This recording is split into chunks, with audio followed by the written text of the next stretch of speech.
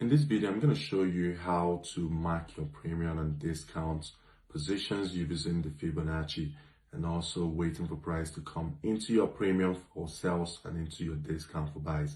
So in this case, I'm going to do more exercise on sales because right here, you can see that price is trending to the downside. And now we're anticipating for price to consistently go to the downside. So what we do, we use the Fibonacci, we put it on the high and on the low right here. So this is the low. I'm going to outline the highs and the lows that I'm going to be working with. This is the high and this is the low. And then we'll have this high. So right here, you can see this is the high, this is the low, and this is the high I'm working with. And after price created this low, you mark the Fibonacci from the high to the low and look at how price came into a premium. Now you're looking for key levels that price is going to come to the premium to retest. And right here, we'll have an inefficiency. Price tapped into the inefficiency right there very nicely. You look for sales and then we'll go to the downside. Then after we'll go to the downside and run this low, what you do is basically the same thing. Now you just clean your chart. And then now we're working with the new current high and the new current low right here. So this is the new current high and this is the new low. Then you use the Fibonacci from the high to the low. Right there. So once price is at this premium position, you are looking for sales from this premium position. And as you can see, we have an inefficiency right there. So you're looking for price to come into this inefficiency. And right there, you can see how price mitigated the inefficiency. And after that, we displaced to the downside, came back up and dropped down, breaking structure. Now, with broken structure, this becomes our new high and this becomes our new low. So I'm going to wipe my chart. So right here is the new high and right here is the new low.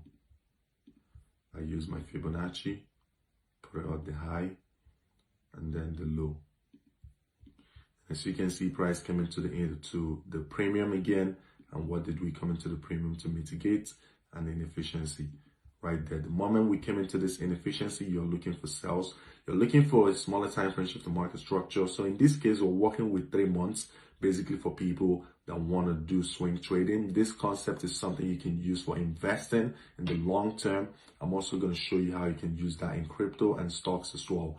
So right now, we're talking about how to do that on euros. So it's for people who have very busy schedules. You can basically just do this at your spare time, at the weekends when you have free time. Spend 10 minutes, do the analysis, mark your premium and your discount key levels, and you wait at those key levels for price to come in there. I'm also going to do more details explanation of the entry model you're going to be using to get into the market, even though in the previous episode I talked about it.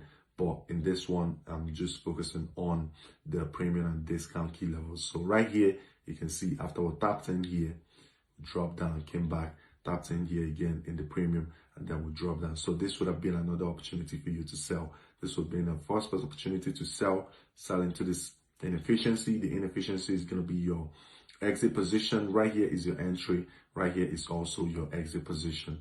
And right there, we tapped into it. This would have been a good opportunity to go to the smaller time frame, look for sales, break a structure, and sell this to the downside into this key level.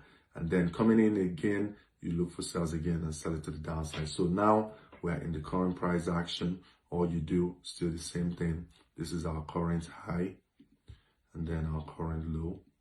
Then you use the Fibonacci again, put it at the high, put it at the low. And right here, we come into the inefficiency. You can see that. And that would have been an opportunity for you to sell. And right there, if you had sold this to the downside, you would have made profit. Now let me show you right here from this high to this low right here is about 750 pips. So if you were risking $10 per pip on this trade, tapping into this inefficiency, in as much as it looks really small, but if you had risked $10 per pip, you would have made $7,000 just on this small move right here. That's how much you would have made. So I'm going to end this one right here. And if you have any questions, you can let me know to explain in more details.